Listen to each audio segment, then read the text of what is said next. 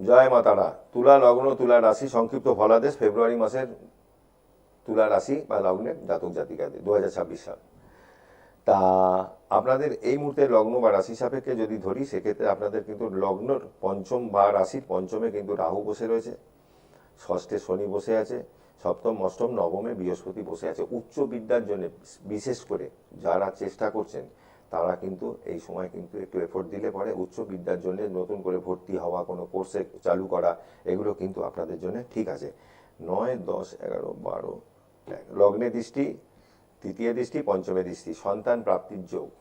যাদের সন্তান দীর্ঘদিন ধরে চেষ্টা করছেন, হয়তো হচ্ছে না, কোনোভাবে ডাক্তারের ট্রিটমেন্টে আছেন কি নেই, তাদের কিন্তু সন্তান প্রাপ্তি হঠাৎ করে হওয়ার মতন কিন্তু যোগ রয়েছে এই মুহূর্তে।